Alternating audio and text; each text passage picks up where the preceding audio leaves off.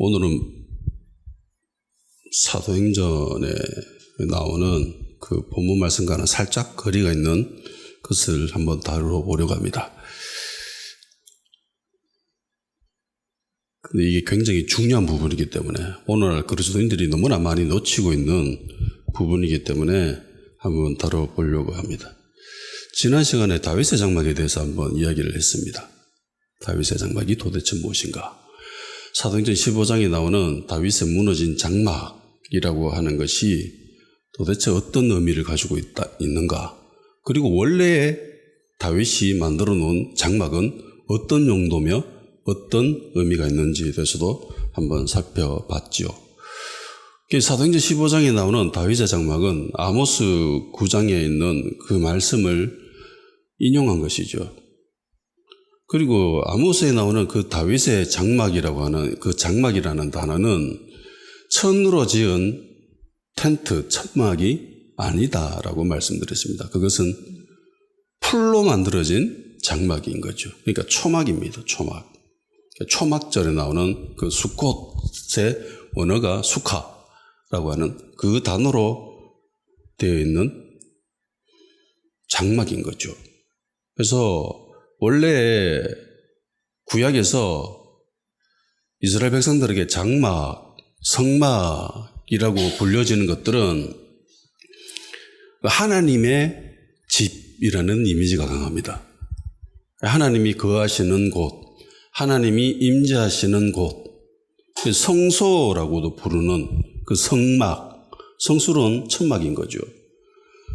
그런 이미지가 있다라는 거죠. 그렇지만 이 아모스에 나오는 이 다윗의 장막은 그런 용도로 쓰여진 적이 없죠.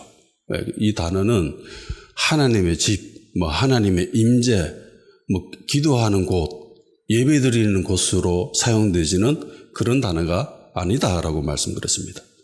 그래서 일부 그런 쪽을 추구하는 사람들이 이 단어를 잘못 해석해서 그래서 마지막 때에 다시 다윗의 장막과 같은 그런 일들, 그러니까 예배의 자유함, 찬양과 기도에 전념하고 레위지파 세워서 그들이 올인하고 생계는 나몰라라고 교회에서 그 전임 풀타약 사역자한테 생계비까지 되어주면서 그들이 그렇게 기도집을 운영해가는 그런 것들 이론적인 뒷받침을 그렇게 만들었는데 사실은 그게 아니다라는 거죠.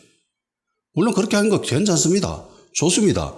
하나님의 감동에 의해서 성령님의 감동에 의해서 성령님이 그렇게 하라고 하면 되죠. 하면 돼요. 그런데 굳이 성경 말씀의 본래 의미가 그런 말씀도 아님에도 불구하고 그걸 의도적으로 억지로 그렇게 해석하는 것은 무리다. 안 좋다. 라고 말씀을 드렸습니다. 그래서 이 장막은 하나님의 집이 아니라 인간이 거하는 곳이죠. 하나님이 거하는 곳이 아니라 인간이 거하는 곳입니다. 그래서 이걸 은유적으로, 비유적으로 풀어내면은 가문, 집안, 왕조라는 의미인 거죠. 무너져가고 있는 이 다윗의 왕조를 다시 세운다. 누구로 인해서? 다윗의 후손인 예수 그리스도로 통해서. 그런 의미가 가지고 있다는 겁니다.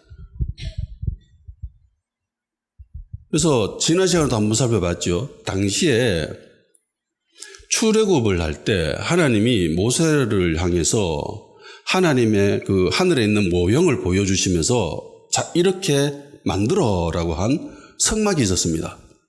성막. 그래서 모세가 본 그대로 레위인들에게 이야기를 해서 그들이 그렇게 만들지요. 그래서 성막이라고 하는 것이 40년 동안 광야를 돌아다니면서 구름 기둥이 인도하고 불 기둥이 인도할 때 그렇게 이스라엘 백성들은 따라다녔습니다. 그래서 가나안 땅에 들어왔지요. 여전히 성막이라고 하는 것은 존재하고 있었습니다. 그래서 당시에 다윗의 장막이라는 것과 그리고 모세가 지은 모세의 장막, 그러니까 성막이 되는 거죠. 이 두 개가 동시에 존재했다라고 말씀을 드렸습니다.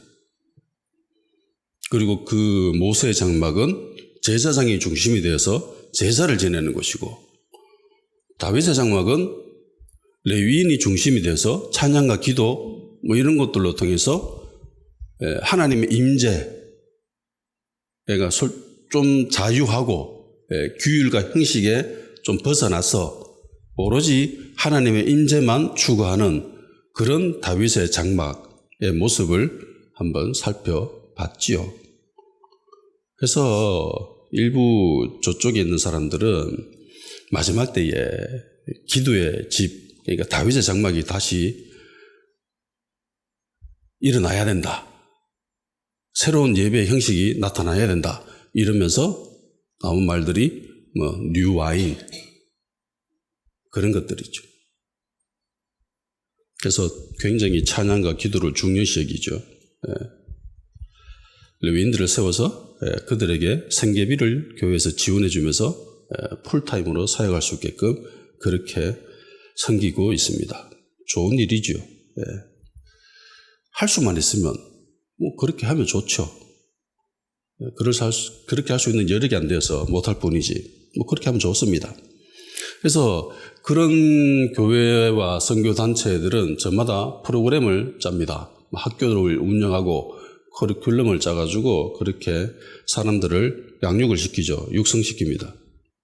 그래서 주로 원띵 이야기하고 친밀감, 주님과의 사랑, 예배의 중요성, 찬양의 중요성, 기도가 얼마나 가치 있는 것인가 이런 것들을 사람들에게 가르칩니다.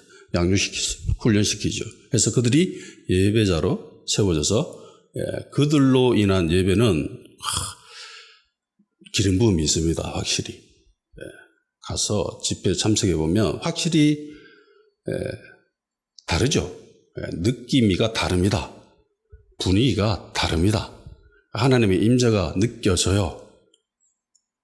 그건 부정할 수 없습니다. 물론 말씀이라는 부분에 있어서는 솔직히 좀 의아한 부분들이 있습니다. 말씀에서 어긋난 부분들이 있고 교회론에 대해서도 솔직히 굉장히 조심해야 될 부분들이 있는 것 또한 사실입니다. 그렇지만 그 찬양의 기름 부음, 하나님의 임재를 추구하는 마음 이런 것들은 탁월하죠. 탁월합니다, 진짜. 제가 그렇게 못할 뿐이지. 하고 싶죠.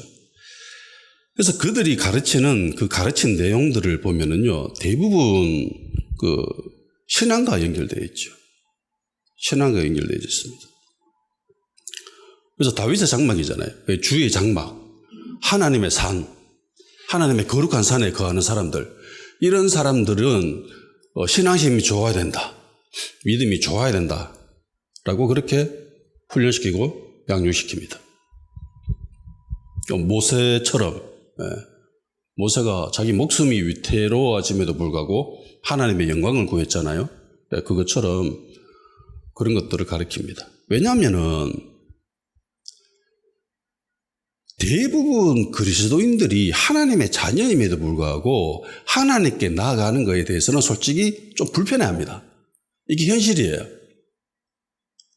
이게 상식선에서는 이게 말이 안 되잖아요.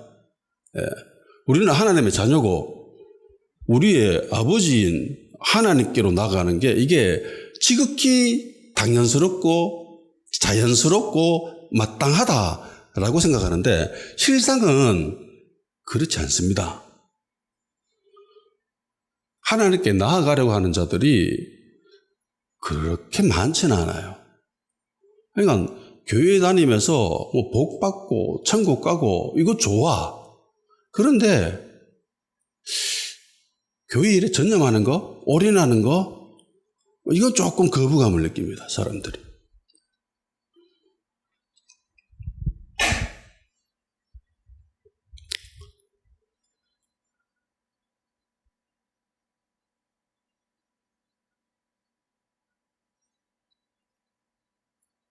일부 저쪽에 기도를 추구하고 하나님의 임재를 구하는 기도의 집 이런 사람들이 이야기하는 그런 내용들을 전면적으로 부정하는 것은 아니에요. 이야기들을 들어보면 다 타당합니다. 합리적이고 말씀에 근거한 예배자로 세우기 위해서 정말 수고했다, 노력했다, 애썼다라는 것을 느낄 수 있습니다. 기독교적인 가치관을 가지고 있는 사람이면 이거는 너무나 자연스러운 현상입니다. 맞는 말이기 때문에 딱히 부정할 필요도 없습니다. 그렇지만은 요 안에 약간의 이상한 기운이 느껴지는 것 또한 사실입니다. 일부 이 기도의 레위인, 교회 일에 전념하는 사람들, 목사들 포함한 거겠죠? 전임 사역자들, 이런 사람들이 대체로 주의 장막에 거하는 사람들, 하나님의 산에 사는 사람들을 뜻하겠지요. 이런 사람들 중에 균형이 살짝씩 무너지는 사람들이 나타나기 시작합니다. 교회 안에서의 모습은 탁월합니다. 주의 장막에 있을 때의 모습은 너무너무나 훌륭합니다. 하나님의 산에 있을 때의 이들의 모습은 훌륭해요. 나무랄 데가 없습니다. 예배도 잘 드리고 기도도 잘하고 많이 하고 찬양도 뜨겁게 하고,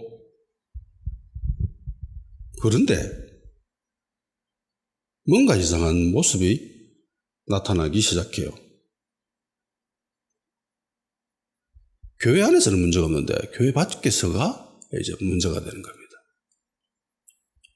그러니까 세상 사람들이 그들을 이상하게 바라본다는 데 있어요. 여기서 이상하다라고 하는 거는요, 우리가 믿음을 가짐으로 통해서 하나님 예수 그리스도라는 그 믿음으로 통해서 나오는 그 이상함이 아니에요. 너 이상한 거 믿네? 너희들은 왜 이렇게 바보처럼 살아? 라고 하는 그런 모습이 아니에요.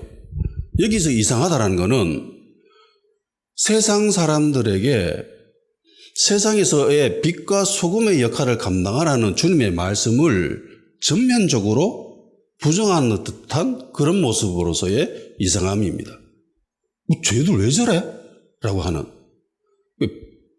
법을 지키지 않고 거짓을 임삼고 남들에게 교회가 아닌, 자기 교회가 아닌 타인들에게 피해를 끼치고 해를 가하는, 심지어 그걸 약간 즐기는 듯한 그런 모습으로서의 이상함이 나타나기 시작한 겁니다.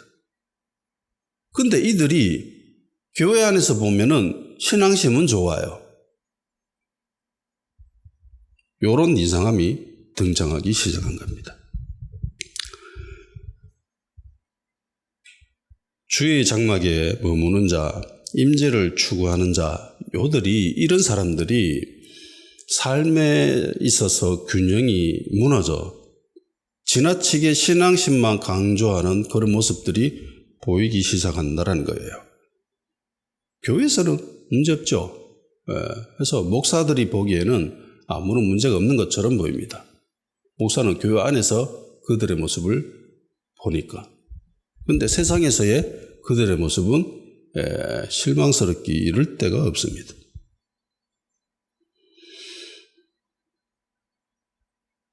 신앙심에 비례해서 삶 속의 모습이 너무나 현재의 수준이 낮아요.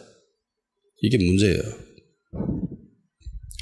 시편 15편을 보면서 제가 무릎을 쳤습니다. 그래, 이거네. 이게 안 되니까 그래 되는구나 라는 것을 발견하게 됐죠. 15편, 여기서 다윗이 이렇게 이야기합니다. 주의 장막에 머물 수 있는 사람, 어떤 사람? 하나님의 거룩한 산에 사는 사람, 어떤 사람일까? 그 사람들의 특징이 무엇일까? 라고 하면서 다윗 스스로 여기에 답을 쭉 기록하고 있죠. 주의 장막에 머무는 사람들의 특징은 이래라고 합니다. 하나님의 거룩한 산에 머무는 사람들의 특징이 이렇다라고 자기가 기록하고 있죠. 왜냐? 다윗이 원띵이잖아요. 그 모든 사람들이 추구하는 그 원띵의 원찬작자가 다윗입니다. 다윗 이전에 이런 사람이 거의 잘 존재하지 않았습니다. 모세나 여호수아 이런 사람들이 있긴 있었죠. 그런데 실질적으로 신앙 고백하면서 이렇게 행동했던 사람, 주님의 장막에 머물기 위해서 하나님의 임재를 추구하기 위해서 할 수 있는 모든 방법을 다 동원해서 했던 사람은 다윗이 유일합니다. 이 다윗이 신앙심 좋고 원띵을 추구했던 그 다윗이 주님의 장막에 머무는 사람들의 특징을 기록하고 있는데 이게 충격적이에요. 왜냐? 여기 신앙심이 전혀 없습니다. 종교적인 모습이 전혀 없어요. 이 말씀이 제가 한참 그런 집회를 따라다니고 막 훈련받고 그럴 때예요. 그럴 때 이 말씀을 보면서 그래, 이거 빠져가 있네. 잘해도 되겠다라는 생각이 들었습니다.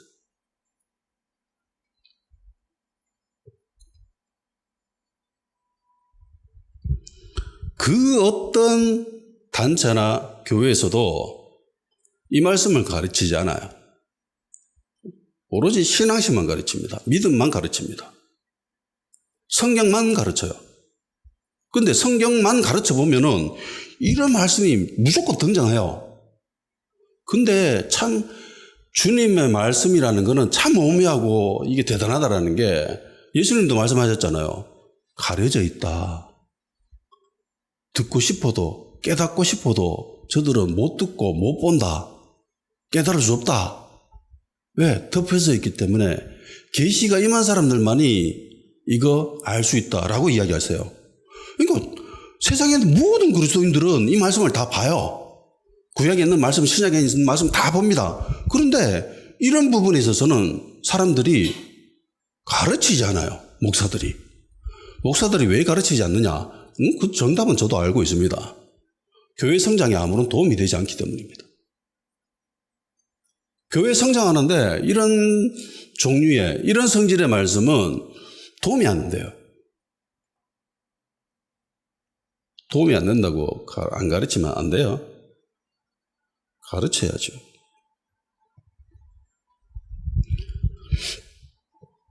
주님의 산에 사는 거, 주의 장막에 거하는 거, 이거 멋지죠. 좋죠. 모든 하나님의 자녀라면, 그리스도인이라면 이런 것들을 추구해야 된다라고 생각하기 쉽습니다. 그런데 실상은 그렇지 않습니다. 원땡을 추구하는 사람 별로 없죠? 예. 그들에게 막 일반적인 그리스도인들에게 막 훈련시키고 가르치고 이래가지고 이게 맞구나라고 그렇게 하는 사람들이 극히 드물어요. 여기에 관심 가지는 사람들도 별로 없습니다. 이거는 이집트를 탈출해서 모세가 시내산을 하나님과 마주하면서 주님의 말씀을 듣지요. 그래서 모세오경이라는 글도 적게 되잖아요. 하나님의 인자가 있는 그 하나님의 산, 여호와의 산에 있을 때에 일반적인 이스라엘 백성들은 어떤 자세를 취했을까요? 나도 저기 한번 가고 싶다라고 생각했을까요?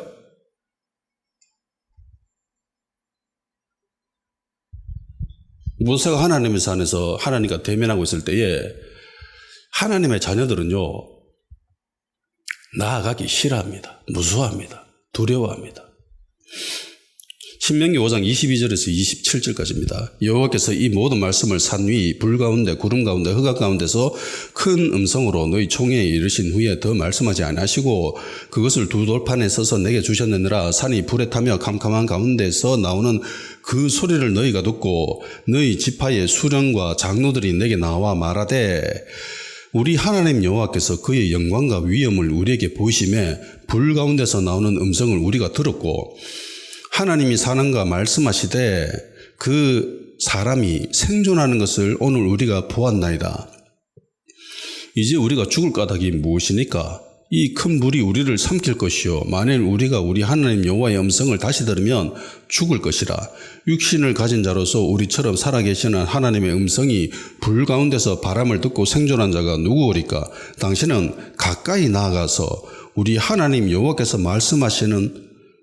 하시는 말씀을 다 듣고 우리 하나님 여호와께서 당신에게 이르신 것을 다 우리에게 전하소서. 우리가 듣고 행하겠나이다 하였느니라. 이제 모세가 이렇게 이야기한 거죠. 야, 내가 저 가가지고 산에서 하나님과 대면해서 계명받고 돌판받아 나올 때 너희들이 나한테 이렇게 이야기했지. 여기서 이들은 지파의 우두머리와 장로들입니다. 그러니까 신앙이 제일 좋은 사람들이죠. 신앙이 제일 좋은 사람들이에요. 믿음이 제일 좋은 사람들입니다. 그나마 그 중에 이 사람들이 뭐라고 하냐면은 하나님과 가까이 하면 우리 죽습니다. 하나님의 음성을 들으면 우리 죽으니까 모세 당신이 대신 가셔서 듣고 우리한테 말씀해 주세요. 그럼 우리가 듣고 그렇게 할게요. 라고 한 겁니다. 근데 이게 웃기지 않습니까? 모세가 그렇게 했잖아요. 그렇게 했는데 모세 안 죽었죠. 안 죽고 왔잖아요. 그런데 얘들은 무슨 소리 하냐면은 이들은 우리 죽을 수 있거든요. 못 가겠습니다. 당신이 대신해 주세요. 이러면서. 이스라엘은 하나님의 산에 가까이 가지도 않습니다. 멀찌감히 떨어져가지고 모세가 하나님과 만나서 하는 그 일련의 과정들을 그냥 구경한 거예요. 구경하는 것만으로도 너무 무서웠습니다. 두려웠습니다. 간접적으로 경험했지만 너무 무서웠습니다. 그래서 우리는 안 나갈 테니까, 우리는 하나님께 가까이 안 갈 테니까 당신이 대신 가가지고 가까이 가가지고 해주세요. 이게 당시 이스라엘만의 모습일까요? 오늘날 우리 안에도 이게 참 많다고 생각합니다. 이런 모습이. 하나님 일에 전념합시다. 하나님 일에 매진합시다. 라고 할 때에 우리 안에도 이런 모습이 나타나죠. 예수님의 비유로 등장하잖아요. 잔치 열었습니다. 잔치 오라고 했습니다. 잔치에 가고 싶은 마음은 있죠. 나 안 갈래요 하라고 한 사람이 아무도 없었습니다. 다 갈린다라고 이야기했습니다. 근데 막상 때가 되니까 그거보다 더 중요한 게 있어. 자기가 생각할 때에. 소를 사가지고 이 테스트하러 밭에 가봐야 된다. 장가 들었다. 집 샀다. 뭐 이런저런 핑계 대면서. 목사님 오늘 제가 무슨 일이 있어가지고 예배 불참하겠습니다. 못 가게 됐습니다. 이러면서. 그런 핑계거리들은 얼마든지 많이 나오고 그 핑계를 왜 대는가? 나가기가 그렇게 쉽지는 않다라는 거예요. 좋아하지는 않는다는 겁니다. 우선순위에서 밀렸잖아요. 왜? 더 좋아하는 게 있기 때문에. 하나님께 가까이 가는 거 그거 좋은 거 맞아요. 그거 답인 거 압니다. 그런데 그런 거 하기에 솔직히 썩 내키지는 않는 거예요. 네. 그래서 그들이 원띵을 그렇게 이야기하고 가르치고 그렇게 하는 겁니다. 그런 사람이 별로 없기 때문에. 출애굽기 34장 29절에서 35절에는 또 이렇게 나옵니다. 모세가 그 증거의 두 판을 모세의 손에 들고 시내산에서 내려오니 그 산에서 내려올 때에 모세는 자기의 여호와의 말하였으므로 말미암아 얼굴 피부에 광채가 나나 깨닫지 못하였더라. 아론과 온 이스라엘 자손이 모세를 볼 때에 모세의 얼굴 피부에 광채가 남을 보고 그에게 가까이 하기를 두려워하더니 모세가 그들을 부르며 아론과 회중의 모든 어른이 모세에게로 오고 모세가 그들에게 말하니 그 후에야 온 이스라엘 자손이 가까이 오는지라. 모세가 여호와께서 시내산에서 자기에게 이르신 말씀을 다 그들에게 명령하고 모세가 그들에게 말하기를 마침에 수건으로 자기 얼굴을 가렸더라. 그러나 모세가 여호와 앞에 들어가서 함께 말할 때에는 나오기까지 수건을 벗고 있다가 나와서는 그 명령하신 일을 이스라엘 자손에게 전하여 이스라엘 자손이 모세의 얼굴에 광채를 보므로 모세가 여호와께 말하러 들어가기까지 다시 수건으로 자기 얼굴을 가렸더라. 하나님과 가까이 있었은 게 다예요. 근데 얼굴에 빛이 났다는 거죠. 마치 다른 빛이 없죠. 다른 그냥 햇빛을 받아서 반사하는 것밖에 못합니다. 발광체가 아니에요. 그러니까 모세 스스로는 발광체가 아니에요. 스스로 빛을 내는 그런 존재는 아니죠. 하나님이 스스로 빛을 내는 존재이십니다. 유일하게. 그 하나님과 그냥 가까이 있었을 뿐인데 영향을 받아가지고 얼굴에 빛이 났다는 거죠. 그래서 백성들한테 내려오니까 못 오는 거예요. 사람들이 무서워서. 하나님도 아니고 그냥 하나님과 가까이 있었던 모세인데 그 모세 얼굴에 빛이 났을 뿐인데 그것도 가까이 못 오가지고 거기도 여기 또 장로들하고 우두머리 막 아까 앞에 나와가지고 이야기하고 그러고 또 얼굴 덮잖아요. 수건으로. 그러니까 일반 백성들이 모세를 가까이 할 수 있게 된 겁니다. 얼굴 수건을 벗으면 또 무서워, 쫄죠. 무섭다, 두렵다. 이게 대부분의 그리스도인들의 모습이 아닌가라는 생각을 하게 됩니다. 저 역시 이 여기에서 뭐 크게 벗어나지는 못하는 것 같아요. 모세는 하나님의 산에서 주님의 임재 가운데 있었죠. 하나님과 함께 있었는 것밖에 없었는데 얼굴에 빛이 났습니다. 그 빛이 무서워서 이스라엘 백성들은 주님께 가까이 나가는 거, 뭐 모세한테도 가까이 못 나가는데 어떻게 하나님께 가까이 나가겠어요? 이런 사람들이 많지 않다라는 게 구약에서도 올 거예요.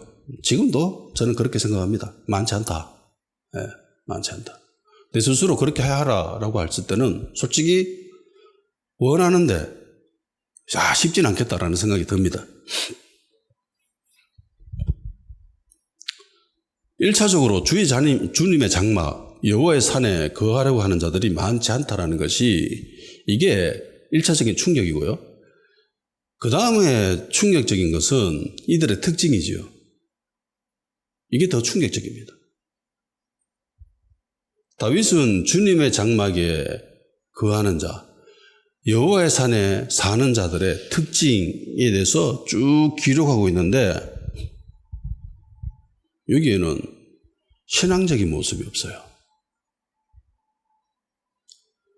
흔히 우리는 주님의 장막에 거하는 자들은 신앙심 좋다, 믿음 좋겠다라고 생각을 합니다.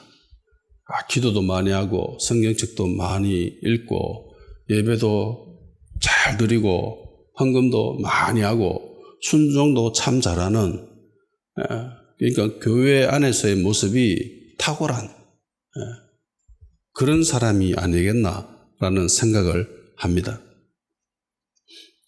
근데 시편 15편 원띵의 창시자였던 다윗이 주님의 장막에 사는 자, 거하는 자들 특징에 대해서 기록하고 있죠. 신앙 좋다, 믿음 좋다, 기도 많이 한다, 잘한다, 찬양 잘한다, 헌금 많이 한다, 성경 많이 읽었다, 성경 공부 많이 했다, 뭐 그런 이야기 하나도 없습니다. 심지어 주님의 사랑이라는 것 또한 없지요. 친밀감이라는 것 또한 없습니다. 그러니까 신앙적인 모습이 없다는 것이 이게 굉장히 충격적이에요. 그럼 이걸 가르쳐야 되잖아요. 기도의 집에서 다윗의 장막을 추구하는 사람들이 이것을 추구해야 되잖아요. 가르쳐야 되잖아요. 그런데 이걸 가르치지 않는다는 겁니다. 추구하지 않는다는 겁니다. 당시 내가 경험했던, 그리고 내가 직감적으로 봤었던 모든 예배학교, 기도의 집, 양육과정 이런 것들을 보면은 이런 부분들은 없었어요. 다 신앙적인 것들입니다. 다 신앙적인 것들, 종교적인 것들. 근데 원띵의 창시자였던 다윗이 시편 15편에 대해서 주님의 장막에 거하는 자들은 이런 자들이야 라고 딱 답을 내놓고 있죠.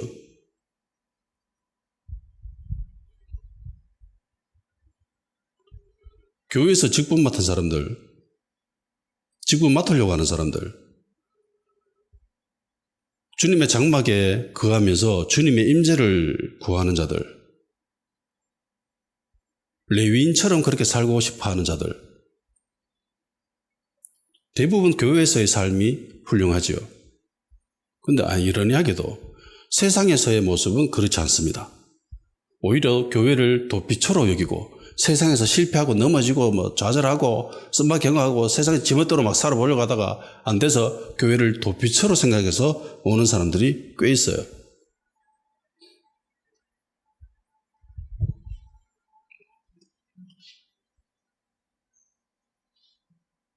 그 중에는 세상에서 거짓을 일삼는 사람들도 많습니다. 거짓말하고 남 속이고 악을 일삼고 이웃에게 해를 끼치고 이런 사람들. 예수님도 말씀하셨잖아요. 네 이웃이 누구냐? 선한 사마리아인입니다. 그러니까 선한 사마리아인처럼 해야 돼요. 그리스도인들이. 근데 선한 사마리아인처럼 행동하지 아니하고 제가 볼 때는 오히려 제사장보다 못한 그런 모습도 있어요. 그들은 그냥 지나쳤잖아요. 그냥 만지면 율법을 어기게 되네? 이러면서 그냥 지나쳤습니다. 근데 일부 교회와 예수님을 믿는다라고 자칭 이야기하는 사람들의 모습을 보면은 그냥 지나치는 사람들이 아니죠. 대놓고 해를 끼치는 사람들입니다. 드러내놓고 이웃에게 악을 일삼는 사람들입니다. 이게 무슨 전임 사역자예요? 이런 자들을 목사라고 이야기할 수 있습니까? 전도사라고 부를 수 있어요? 이해가 안 됩니다. 자기 이익을 위해서라면, 교회의 이익을 위해서라면 뭐 어떤 일이든 하죠. 이게 원칙적으로 교회와 예수님은 한 몸이죠. 한 몸입니다. 그래서 사울이 다메섹으로 갈 때 예수 믿는 사람들을 잡아서 감옥에 집어넣어야지, 죽여버려야지 고마움 품고 갈 때에 예수님이 사울을 향해서 네가 왜 나를 핍박하느냐라고 말씀하십니다. 근데 사울은 예수님을 핍박한 적이 있습니까? 없습니까? 없죠. 사울은 예수님을 핍박한 적이 없습니다. 그러니까 실체의 모습을 가지고 계신 그 예수님을 핍박한 적은 없어요. 그럼 어떤 일을 했느냐? 그 예수님을 믿는 사람을 핍박했죠. 교인. 근데 예수님은 네가 나를 핍박해? 라고 생각하시는 거예요. 그러니까 예수님이 성경에도 되어 있잖아요. 한 몸이라고. 한 몸이다. 교회의 머리 되신 예수님. 우리는 지체. 이게 교회론이잖아요. 근데 몸이 지체가 주장하는 게 맞습니까? 아니면 머리가 주장하는 것을 지체가 따라야 하는 것이 맞습니까?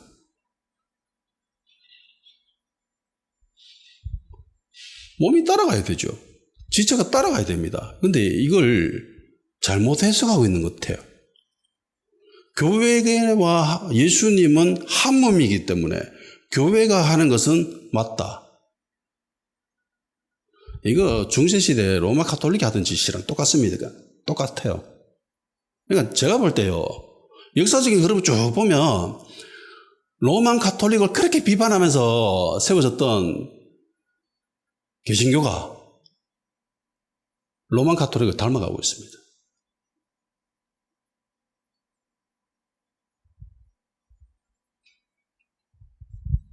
다시는 세상의 교회를 무시 못하도록 본때를 보여주자. 이게 목사가 해야 될 말입니까, 그게? 교회라고 법을 안 어겨요? 하나님의 자녀라고 법을 안 어깁니까? 법 어기잖아요. 법 어기면 어떻게 됩니까? 처벌을 받아야 되죠. 처벌받아야 되잖아요. 재판받고. 의인은 없습니다. 한 사람도 없습니다. 아니, 우리가 예수님을 믿음으로 말미암아 그냥 어렵게 된 것이지, 그렇다고 우리가 죄를 안 짓고 세상에서 죄를 안 짓기 때문에 우리가 세상에서도 똑같이 믿음의 법을 요구해서 돼요? 나는 의인이야. 난 죄를 지었지만 용서받아서 그렇기 때문에 너희들은 나를 처벌할 수 없어. 이렇게 말할 수 있어요? 없죠. 처벌받아야 되죠. 세상에서 법을 어겼으면. 교통 법규를 어겼으면 처벌받아야죠. 범칙금 내야죠. 사람 때리고 폭행했으면 처벌받아야 되고, 심지어 실수로 사람 죽였으면은 감옥에 가야 되죠. 근데 이걸 착각합니다. 교회가 하는 게 다 맞다라고 생각하는 것 같아요.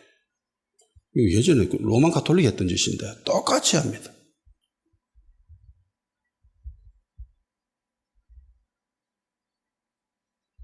시운역 성령에는 시편을 이렇게 이야기합니다. 여호와여, 주님의 거룩한 장막에 살 자가 누구입니까? 주님의 거룩한 산에 살 자가 누구입니까? 깨끗하게 살고 옳은 일을 행하며 마음으로부터 진실만을 말하고 입으로 다른 사람을 모함하지 않는 사람입니다. 이웃에게 해를 끼치지 않고 이웃을 모욕하지 않는 사람입니다. 악한 자들을 경멸하되 여호와를 두려워하는 이들을 높이는 사람입니다.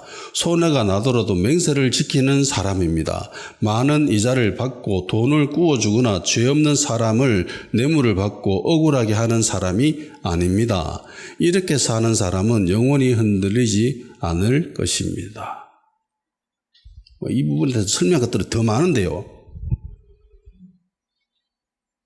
다윗이 기록한 것들을 한번 보세요. 그냥 한마디로 이야기하면 어떤 사람? 착한 사람. 착한 사람이에요. 아, 니 참 착하네 라고 하는 것들 있잖아요. 그런 사람인 거예요. 정직하고 거짓말하지 않고 이웃에게 해를 끼치지 않고 한번 말한 것은 끝까지 책임지고 행동으로 옮기는 사람. 신의가 있는 사람. 그런 사람인 거예요. 원래 이런 사람들이 주님의 장막에 거하는 사람들의 특징입니다. 하나님의 거룩한 산에 사는 사람들의 특징이 이런 사람들이에요. 그런데 냉정하게 한번 봅시다. 자, 목사들이 주님의 장막에 거하는 사람이라고 이야기할 수 있겠지요. 전임 사역자들이 이런 사람이라고 이야기할 수 있겠지요. 기도에 올인하는 중보기도자들이 이런 사람이라고 할 수 있습니다.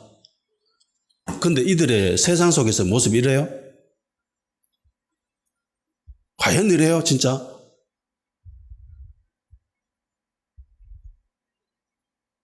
예수 믿는 사람들이 제일 못해서 보면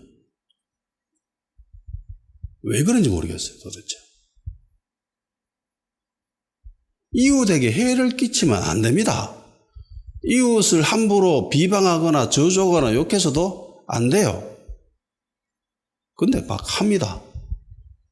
자기 이익이 된다면 무슨 짓이라도 하죠. 예전에 한번 뉴스에 크게 나온 적이 있습니다. 자기 자식을 죽였어요. 그리고 자기는 안 죽고 그래 살아있는 거야. 기자가 가서 물었습니다. 당신은 왜 안 죽었습니까? 그쪽 인터뷰 내용을 직접 봤어요. TV로. 저 교회 다니기 때문에 자살하면 지옥 가요. 안 돼요.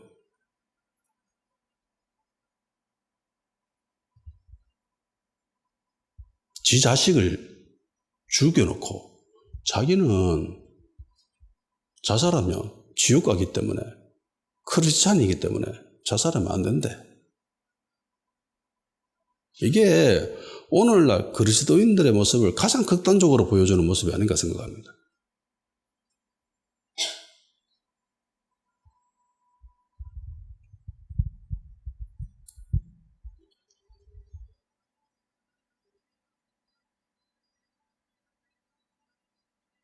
진짜 성경을 진짜 진지하게 한번 공부해보면 하나님의 자녀들이 이 땅에서 어떻게 살아야 되는가에 대해서 하나님은 일괄되게 기록하고 있습니다. 일괄되게 말씀하고 계세요. 그런데 교회와 목사와 성도들은 여기에 별 관심이 없습니다. 왜? 교회 성장에 도움이 안 되기 때문에. 교회 크는데 별 도움이 안 되기 때문에.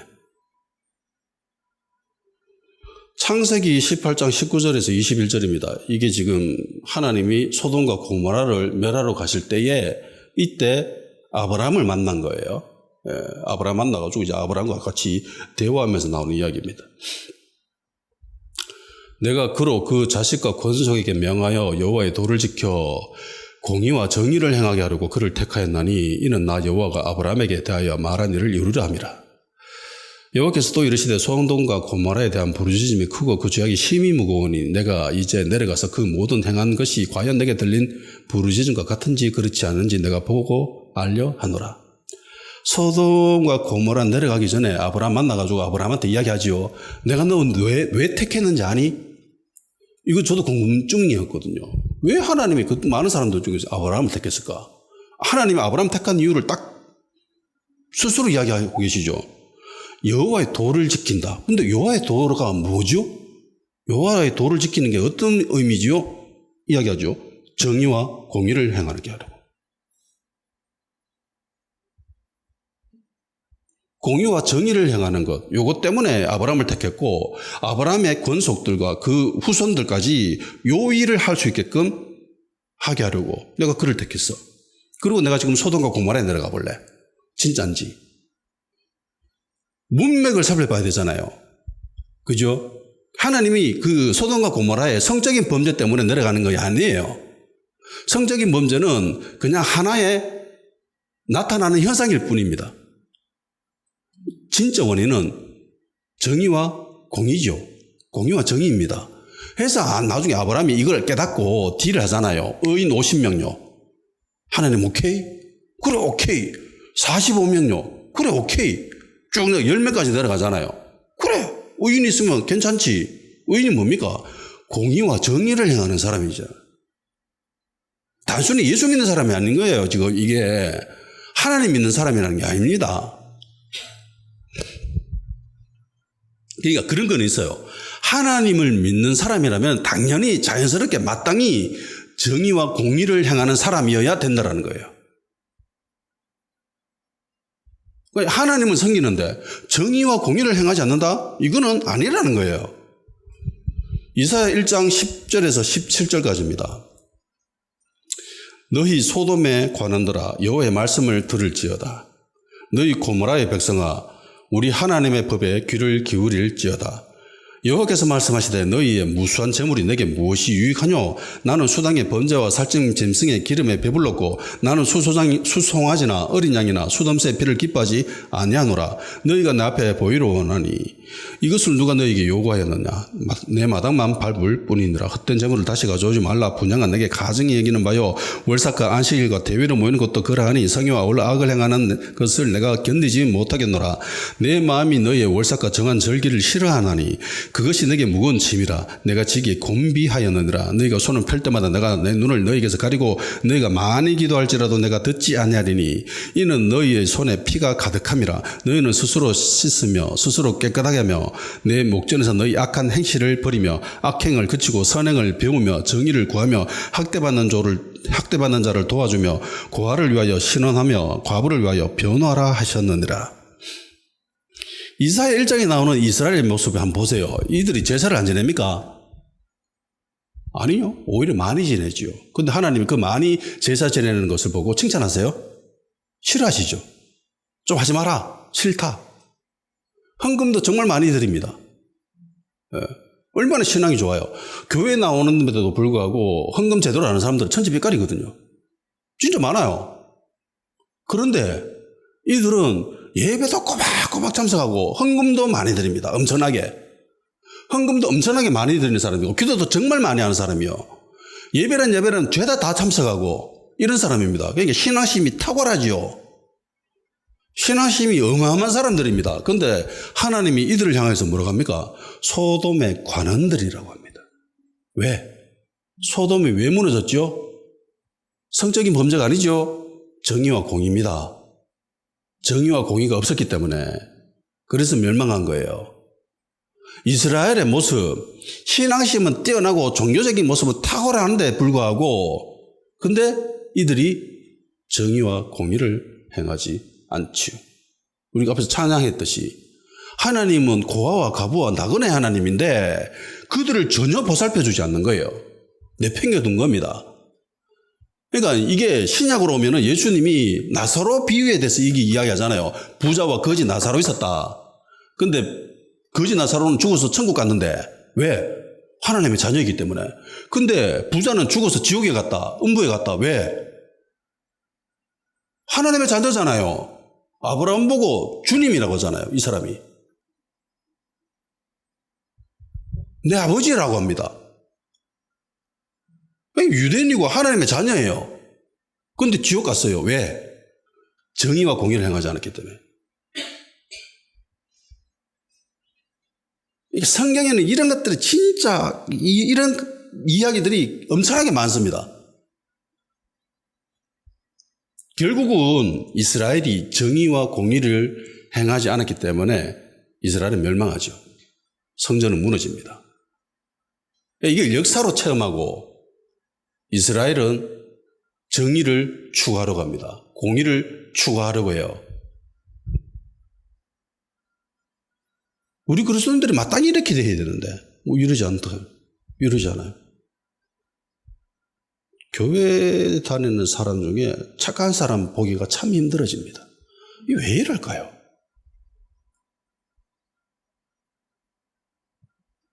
특히 주님의 장막에 거하는 사람, 하나님의 산에 살려고 하는 사람들은 더더욱 그래야 되거든. 근데 그런 모습밖에 없어야 된다는 게 다윗의 기록입니다. 다윗이 내놓은 답이에요. 근데 이런 사람이 별로 없어요. 에스겔 16장 49절 내 아우 소돔의 죄악은 이러하니 그와 그의 딸들에게 교만함과 음식의 풍족함과 태평함이 있으며 또 그가 가난하고 궁핍한 자를 도와주지 아니하며. 소돔의 죄악이 뭐라고요? 가난한 사람 안 도와줘서 지는 나는 배부르다, 나는 살기 참 좋다 라고 하면서 가난한 사람 안 도와준다는 겁니다. 와, 우리 교회 돈 많지, 재정 많지, 빵빵해. 그런데 교회 주변에 가난한 사람들 안 도와줘. 거지나 서로에 나오는 그 부자와 똑같죠. 장담할 수 있겠습니까? 저는 이런 모습을 불법을 행하는 자들이라고 봅니다. 마태복음 25장에 나오는 그 양과 염소에 관한 비유 있죠. 24장 1절에 보면은 제자들이 예수님께 물어요. 주님, 마지막 날에 어떤 일이 일어날까요? 라고 묻습니다. 그때 예수님이 마지막 날에 이런 일들이 일어난다 라면서 쫙 설명하세요. 비유로. 그리고 제일 마지막에 이야기하시는 것이 이 양과 염소의 이야기입니다. 한마디로 염소는 못됐어요. 지밖에 몰라. 안 도와줘. 근데 양은요, 도와줬죠. 지극히 가난한 자에게. 염소도 도와줬습니다. 지극히 뛰어난 자들에게. 우리가 언제 안 도와줬습니까, 주님을? 요 말은 자기가 했다라는 거예요. 도와줬다라는 겁니다. 어떤 사람들에게? 지극히 가난한 자 빼고. 지극히 약한 자, 지극히 보잘것없는 자, 지극히 무가치한 자들에게는 보살펴주지 않고 챙겨주지 않고 좀 괜찮은 사람들, 보기에 좀 이익이 있는 사람들, 나에게 어떤 유익이 돌아올 만한 그런 사람들에게만 도와줬다는 겁니다. 이게 염소의 특징입니다. 그런데 양은 지극히 낮은 자, 가난한 자, 비천한 자, 무가치한 자, 그런 자들을 도와줬다는 겁니다. 그러니까 이들이 이야기하잖아요. 우리가 언제 예수님 도와줬지요? 그러니까 예수님이라고 한다면은요, 만왕의 왕이시지요. 그죠? 그러니까 예수님은 최고의 지위에 계시는 분입니다. 근데 자기는 아무리 생각해봐도 그런 높은 위치에 있는 사람들을 도와준 적이 없어. 그리고 우리가 언제 도와줬지? 그런 생각하는 거예요, 양은. 그리스도인들이 이렇게 된다는 거예요. 그런데 교회의 모습을 한번 보세요. 대형교회 담임 목사들의 모습을 한번 보십시오. 정치에서 유력한 사람들, 경제계에서 유력한 사람들, 그들에게만 도와주려고 하죠. 힘 있는 자와 힘 없는 자가 서로 부딪혀서 문제가 생겼을 때에 그 대형교회 목사들이 누구에게 기도해 줍니까? 힘 있는 자들을. 힘 없는 자들에게 기도해 주는 모습을 봤어요? 저 못 봤습니다. 이게 말이 돼요, 이게 도대체? 교회가, 목사가, 주님의 장막에 거한다는 사람들이, 정의와 공의를 추구해야 될 사람들이 정의와 공의를 다 박살내고 있습니다. 이웃에게 해를 끼치고 있어요. 이렇게 해서 돼요? 결국은 이스라엘이 이렇게 해서 멸망했습니다. 나는 우리나라가 멸망할까 힘이 걱정됩니다. 공의와 정의가 무너져서. 신앙이 무너져서 멸망한 게 아니에요. 많은 사람들이 착각합니다. 교회가 없어지면은 나라가 멸망할 거다. 말도 안 되는 소리입니다. 절대로 안 무너집니다. 교회가 무너진다고, 교회가 박살난다고 절대로 나라가 멸망하지 않아요. 이스라엘이 제사가 없어져서 멸망했습니까? 이스라엘이 성전이 없어져서 멸망했어요? 아니죠. 정의와 공의를 안 했어요.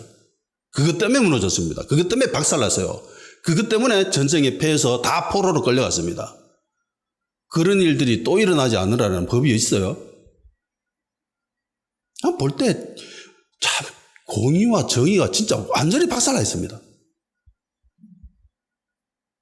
이거 가르치려고 하지 않았고 행하려고 하지도 않고 오히려 반대로 합니다.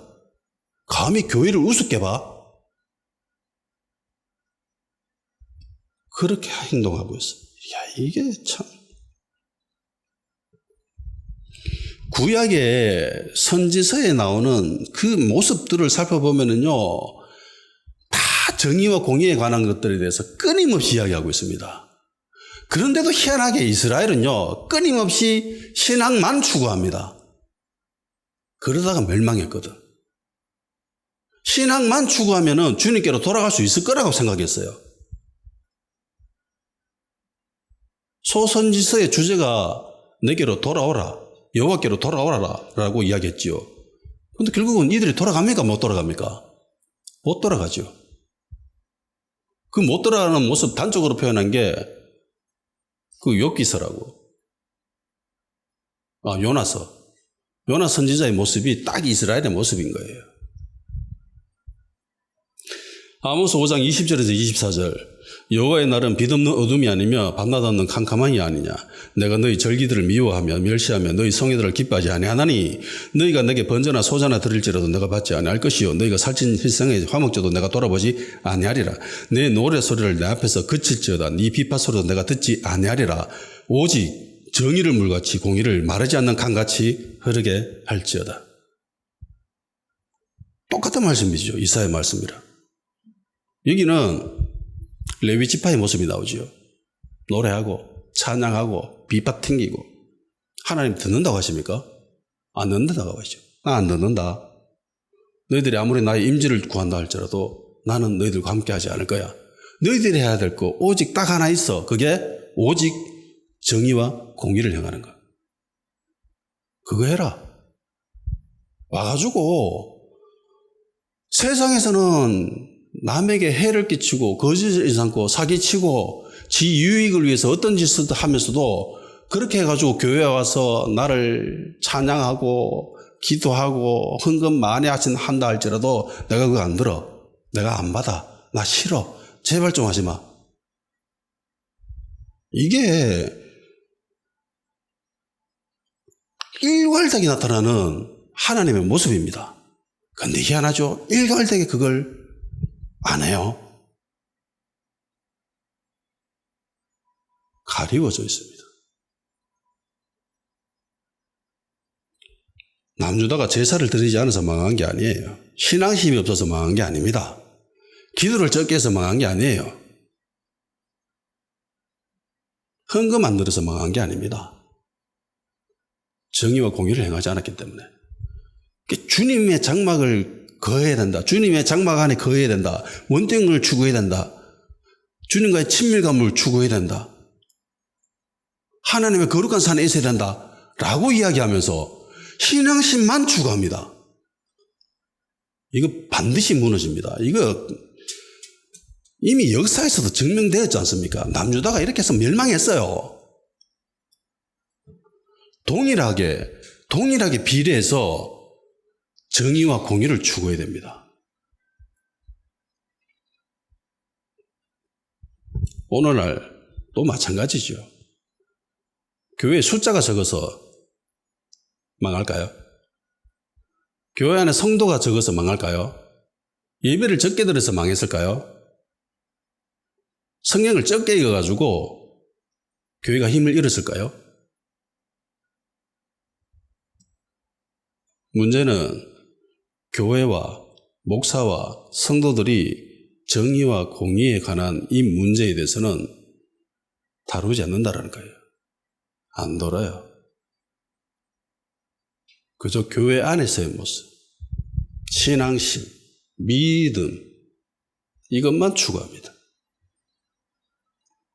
박살납니다. 이러다가.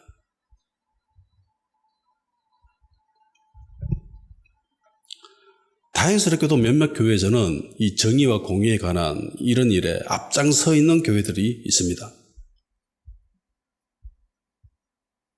대한민국이라고 하는 이 성벽 어느 틈에서 딱 무너졌다. 그러면 그 교회가 제일 먼저 갑니다. 가서 성 무너진 데를 막고 서 있지요. 자기 성계도 포기하고 가서 성 무너진 데를 막아서 서 있는 사람들이 그런 교회가 있어요. 정말 감사한 교회이고 성도들의 모습이 아닌가 생각합니다. 그래 돼야 돼요.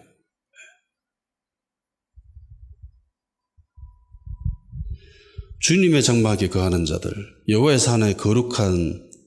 거룩한 산에 사는 사람들의 특징은 신앙심이 아닙니다. 신앙심이 아니에요. 종교심이 아닙니다. 정의의 사람이었고 이들은 공의의 사람들이었고 한마디로 착한 사람입니다. 에베소서 4장 24절에서 25절입니다. 하나님을 따라 의와 진리의 거룩함으로 지으심을 받은 새 사람을 입으라. 그런즉 거짓을 버리고 각각 그 이웃과 더불어 참된 것을 말하라. 이는 우리가 서로 지체가 됨이라. 그리스도인들이 가장 하지 말아야 될 것이 거짓입니다. 이건 절대로 해서는 안 되는 거예요. 참된 것을 말하고 착하게 살고 남에게 피해를 끼치지 아니하고 이 땅에서 정의와 공의를 행하려고 몸부림치는 사람들, 이런 사람들이 주님의 장막에 거할 수 있는 자격이 있습니다. 그리고 주님의 장막에 있는 사람이라면 이런 특징이 반드시 나타나야 됩니다. 이러지 않으면요 이스라엘처럼 멸망하는 거예요. 남유다처럼 멸망하는 겁니다. 다 같이 기도할 시간 가지도록 합시다. 우선 주님의 장막에 거하는 것을 사모하는 자 될 수 있게 해줘 주시옵소서. 그리고 주님의 장막에 하나님의 거룩한 산에 사는 자로 합당할 수 있게 정직하며 거짓을 일삼지 아니하고 정의와 공의의 사람이 될 수 있도록 주님 우리에게 힘과 능력을 다하여 주시옵소서라고 성 무너진 데를 막아서는 그런 복된 사람들을 주시옵소서. 다 같이 기도하시도록 합시다.